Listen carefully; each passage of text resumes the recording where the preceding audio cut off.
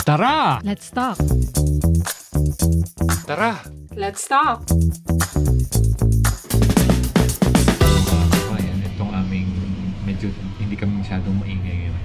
Kasi siyempre nasa lugar tayo dito sa nagkakape kami. Diba? Kape-kape. Ito, kape-kape lang. At hopefully okay naman ang audio namin. Americano. Yes. Ito puro to. Puro. Actually meron silang binigay na parang ano dito eh. Milk. Milk. Nakita niyo yung milk na yan? Lagi na yan. Pero hindi kami mag-milk sa ngayon. Nakagawian na kasi namin na hindi mag-milk talaga. Well, in the morning anyway. Kasi puro lang. And normally kasi nagpa-fast kami. So hindi pa kami ready sa calories. Yes, okay. We can parang So maya-maya pa. Normally mag-brunch lang talaga kami between 12 to 1 o'clock pag nagkasama kami. Yeah. And then ako normally pagka sa work, ang kain ko na niyan is 2 o'clock. Oo, mga ganun. And then last kain ko sa gabi would be like 8 o'clock. Ganon. Yes. So matagal na fast. And then yung fast ko din, yung pinakamatagal is pagka ako lang ang nasa bahay. So magfa-fast ako, ang kain ko na niya pagdating na ng mga kids, which is mga 4 o'clock na, 5 o'clock. So yun yung pinakamatagal kong fasting. Ang ano dyan, dahil syempre bilang tumatagal na rin tayo dito sa abroad, kasi kaya naman yung mga audience natin, syempre napapanood tayo na gusto nila malaman kung ano ba yung buhay abroad, lalo na dito sa Ireland sa atin. Hindi lang kasi itong trabaho ang dapat nating isipin, kundi pati rin yung ating kalusugan, di ba? Ingatan din natin. Lagi naman natin alam yan na health is wealth, di ba? Kaya ito, usapan namin yung mga ganung bagay. Karamihan ng ating mga tao, karamihan sa mga tao pag-usapang health kasi parang umaalis na yan eh, parang hindi na ayaw na makinig, sila interested, diba? Or there's a guilt within them. Yes, oo. Huwag tayong maging ganun, maging open tayo na tingnan din natin ang sarili natin. Ano bang gusto natin? Gusto ba natin na nag-abroad ka tapos umiinom ka na lang ng gamot na hindi natin gawin yung paraan na ano ba yung dapat natin gawin talaga sa sarili natin. Laging sinasabi, prevention is better than cure. Correct. Oo. Kagaya yung sample talaga siyang malaking sample is kung may bangka ka tapos may butas, may pumapasok na tubig. Ang karaniwan na ginagawa ng tao, ano ba tawag niya, may tabo or something na sinasalok. Tagalog, sinasalok. Oo, ganun lang ginagawa eh. Pasakan. Dapat doon, yung butas, takpan mo, pasakan mo, imastik mo, di ba? Tapalan mo yun. Now, ang ano doon, ang analogy dito, yung tabo na ginagamit mo, yun yung gamot na iniinom natin. Tapos yung butas, alam natin naman ang butas kung ano, saan. Tapalan natin, which is i-prevent natin na pumasok ulit yung mga yung tubig.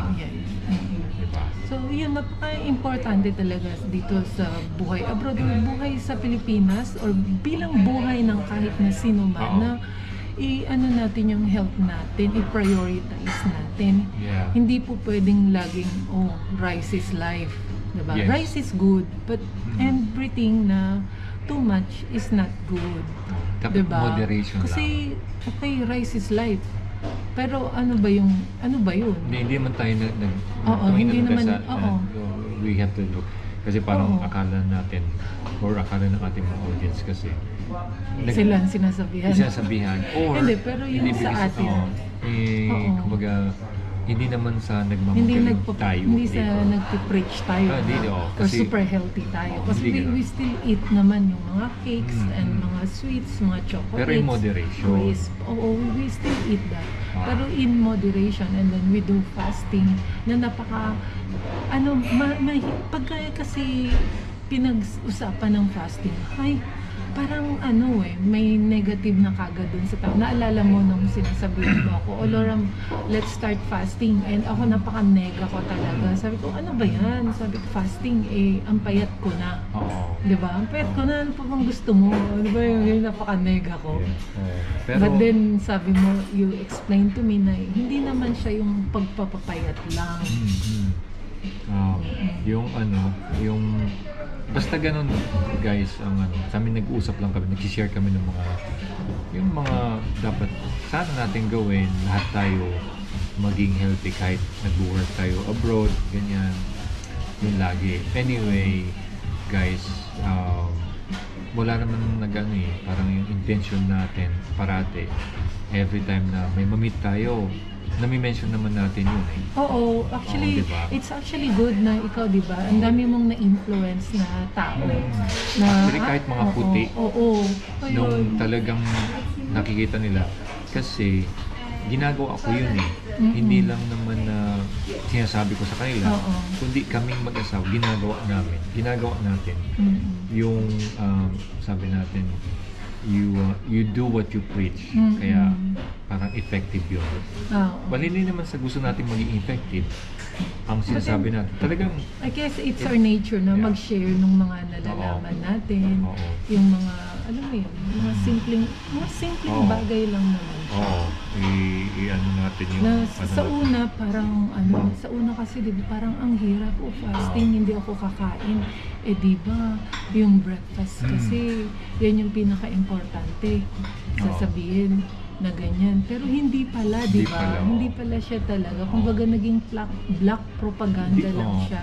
Pero depende kasi sa kakainin mo din sa fasting at saka sa time mo. But moving on guys, basta yun lang namin sa about that, yung health natin.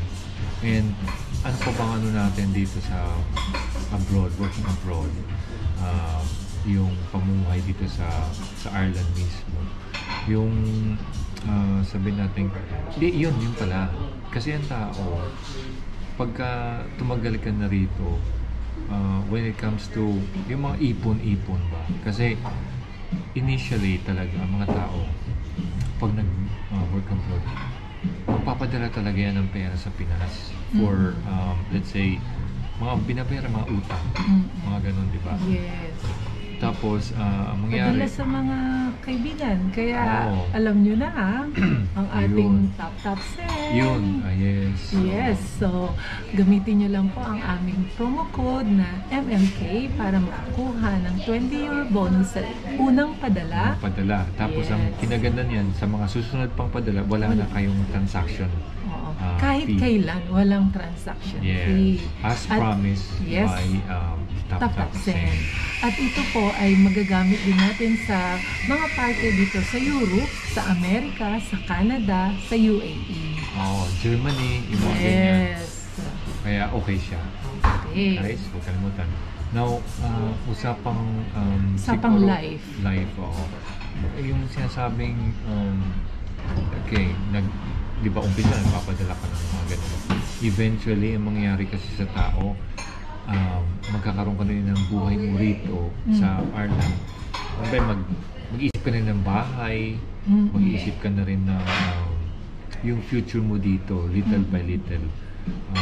Kasi initially, lahat naman tayo kinakabahan yan sa umpisa pa lang. May tatagal ba ako dito o hindi? Meron po kasing parang nakadesign na rin sa buhay ng tao na sa loob ng 5 years, nag-isip ka kung saan ka ba talaga. Diba? Saan ka ba talaga? Ang mangyari,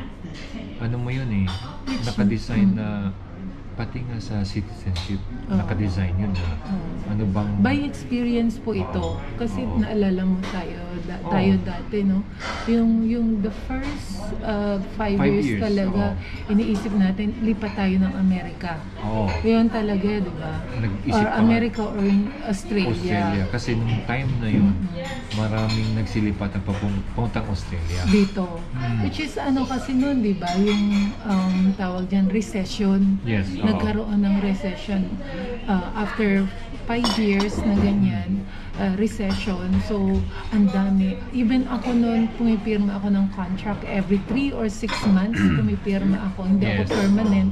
Si Don permanent siya sa work. No, actually, ito. Well, in the Oo. first 2 years, Pumipirma ka din. pumipirma ako kada 2 years. Oo, but yung sa akin, every 6 months. 6 months sa'yo. Pumipirma ako. Given the fact na galing ka ng UK noon, hindi ka naman galing Galing sa... ako ng UK. Oo. And then, yun nga, since yung parents mo, yung mga brothers mo nasa America, inisip na, mag-America na lang tayo, or mag-Australia. Ayun. Tapos, biglang, alam nyo, it's amazing na yung time talaga is super bilis. And then, we decided na mag-mortgage tayo. Kasi sabi natin, oh my God, ang mahal ang binabayaran natin. Ang rent namin nun, namamahala na kami ha. Dito mo malalaman yung inflation talaga ng pera. Correct, oo. 750 euro. Oo. Isang bahay, 5 Actually, bedrooms. Sobrang mahal sa amin dati kasi Oo. nung talagang dati nga, di ba, 650. Guys, this is 11 years ago. Sige ba? Yes, oo. Ano yun? 5 bedrooms yun. Nung una, yung bahay talaga dito, nung unang dating natin, 550 parang mahal na. Di ba? 3 bedrooms, gano'n. Sa Waterford to guys. Tapos, ang nangyari, tumaas siya naging 650 eventually. Pag 4 bedrooms, tapos yung tayo, yung 5 bedrooms na yun, 750. May ka-share tayo. May ka-share tayo kasi yan pa na, magandang usapan ka. Ang mga Filipinos kasi at saka ibang mga lahi, mahilig yan yung parang may kasama lagi sa bahay. Share. Siyempre, Makatipid. makatipid tayo. Isipin mo na ba naman? Which is a big help, no, Apa? Oo. Dahil nakasave talaga tayo, which is na-save natin yun para sa ating mortgage. Yes, oo. Yun. Ang ano kasi dyan, pagka yung Pinoy ka, siyempre, hindi mo rin alam yung lugar na to. Nung time na yun kasi, mas madali or yung makahanap ka ba ng kasama mo? Kasi lahat kayo magkakasabay-sabay. Well, Oo. siyempre, ngayon, Batch, ganun din naman eh. Pares lang naman. Batch yan eh. Pero yun ang ginagawa ng mga Filipinos dito na magharap may isang bahay tapos sama-sama 3, 4 para tipid sa bayaran. Makasettle. Oo, makasettle din and save money. So mga 5 years yun, usually ganun ang ginagawa ng mga Filipinos and then eventually makakahanap ka rin ng sarili mong lugar. Especially pag may family na ka, Yes. di ba? Now, when it comes to Family na. mortgage, guys, yung 750 na yung binabayaran sa rent, anong nangyari, nung magkaroon kami ng mortgage, sipin mo guys ha, 630 Oo. ang una naming bayaran sa bahay. Ganon. Nasa amin na. 600. Ngayon, swerte mo na makakuha ka ng Hindi, nung time- 1,200 na bahay na rent. gusto lang emphasize doon. 750 rent namin dati. Tapos nung nagka-mortgage kami, 630 yung aming Mas mura mas pa. mura pa dun sa binabayaran ng rent. Then, of course, pag sinabi mong 630, matagal na bayarin yun. Kaya nagpa-recalculate kami. Kaya tumaas din. Pero, bumaba yung length of time. Oo. Yung years na babayaran pa So, sana you natin. only have, I think we only have parang 13 or 14 years, gano'n. No, ang ano doon, kasi sa market guys, ng mga bahay-bahay ganyan, sabi nga ng mga expert, ano yan eh, kung mababa yung mga market, kung meron ka talagang pera, dapat doon ka mag-invest. Yeah. Kasi, ano yun eh, lahat ng tao gustong magbenta kasi parang natatakot na bumaba pa lalo. Pero, yun ang moment. Kasi ang problema lang, pag kasi mababa na yung market, mahirap din maglabas ang bangko ng pera. Kasi parang ang bangko mahigpit din yan eh. Oo. Kasi lahat mababa. Oo, and during that time, bago kami bago kami nakakuha ng mortgage, like couple of years before that, libre, 0%, wala kang down payment, makakuha ka dito ng bahay. Yun nga ang ano ko. Ma-approve ka. But then, during our time na, meron ng 20 or 10%. Oo. Swerte tayo, 10% yung nakuha natin. Oo. Ganun. Yung difference ng Philippines at saka sa first world country. Sa Philippines kasi, dito sa first world country, ang ginagawa, pag kukuha ka ng bahay, ang mga tao talaga, pumipila yan, maghahanap ng bahay. As in, talagang, siyempre, maghahanap ka ng bahay, babayaran mo siya, guys. 10%. Kailangan may down payment ka 10%. Sa ngayon, tapos may mga, kung ano pang siguro, mga help to buy, whatever. But, in real sense, tao yung naghahanap ng bahay dito na bibilhin. Sa tapos magbibigay ka pa ng pera, 10%, mga ganyan. Sa Pilipinas, yung mismong developer ang maghahanap ng tao para kumuha ng bahay. Diba? Yun ang kaibahan, which is para sa ating mga Filipinos na nasa abroad, working abroad, napaka-advantageous yun. Kasi dito sa atin, sa Ireland, may mga nag-offer ng yung mga property developers, property developments, nag-offer sa mga Filipinos abroad, which is kung titingnan mo talaga yung malaking advantage yung mga Filipinos working na kumikita ng euro, kumikita ng dollars, kumpara dun sa ating mga kababayan na nasa Pilipinas lang na alam naman lagi natin. Naman yan eh. Oo. Laging advantage lagi yung nasa abroad. Oo. Kasi kung isipin mo, 10% ng kita ng gobyerno ng Pilipinas ay galing sa mga overseas contractors. Pero when it comes dun sa investment, when it comes to investment, doon mo makikita yung difference ng buhay sa Pilipinas. Okay, sa Pilipinas, yung developer na, sabi mo nga, developer na, yung lumalapit sa mga tao. But then, yung mga tao kasi, walang pera. Yun ang hirap. Yun ang... And then, pero yung pang ano kasi yung bang mentality din sa atin na yung nuclear family ba, na yung kapatid mo, yung pamilya ng kapatid mo magkakasama sa bahay. Unlike dito, may mga makikita ako nga, meron dalaga yung kasama ko 25 years old. Kumuha siya ng bahay niya, sarili niya. Samantalang ang nanay niya lang naman at kapatid niyang babae, ang kasama niya dun sa bahay nila. Pero kumuha siya ng sarili niyang bahay. Doon mo makikita na dito ay mga independent yung mga tao. That's another thing na kakaiba. Magkaiba yung mentality ng tao. Nasa mentality. Pero when it comes to yung sa mga investment, siguro tayo bilang Pilipino na nasa ibang bansa, tumingin din tayo guys sa mga ganitong bagay na ano ba to, advantageous pa sa akin ang nandito na ako sa ibang bansa tapos kaya kong mag-invest sa Philippines kasi kung parating na lang din isipin natin na yung dito lang tayo, mahirap kasi mag-invest dito, malaki. To be honest, malaki yung kakailangan mo dito. To be honest, may mga Filipinos dito na nag-invest din talaga, malakihan din. Pero kino-compare lang namin na you can start small. At saka yung ano kasi, ganito yan, yung time, yung kalaban natin. Isipin mo, dumating tayo rito ilang taon lang. Tapos eto na tayo ngayon. Tapos ano ba yung mapapaisip ka, di ba? Kung hindi natin binili ito, kung hindi natin binili yung investment natin, wala. Ang biggest example nito is yung ating bahay. So kung hindi kami bumili ng bahay, mahihirapan na tayo ngayon. Correct. And then to think na magkano lang yung, na-triple na yung presyo ng bahay natin. Di ba? Napakaswerte natin. Minsan make kasi, sense na gano'n. Minsan kasi sa buhay, kailangan mo rin ng lakas ng loob na kukuha ka ng ganyan. Discipline. Pero, meron ding guys, meron ding bukod sa lakas ng loob, siyempre kailangan gamitin mo rin yung utak natin. Diba? Tapos, pero ang point ko lang dito is, yung kasi yung ating pamumuhay sa abroad, huwag nating ilimit lang na eto na lang din tayo. Kasi kami, ang naging initial namin kasi nung mag-asawa na kami, parang nilimit namin dito na lang.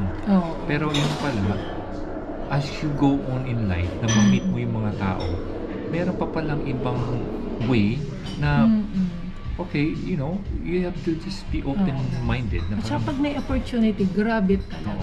Yun, kasi yung pag napalampas mo, lumampas niya. Kasi parang time yan eh. Actually, time is opportunity. Guys, sorry. We seem like we're preaching them. We're not preaching them.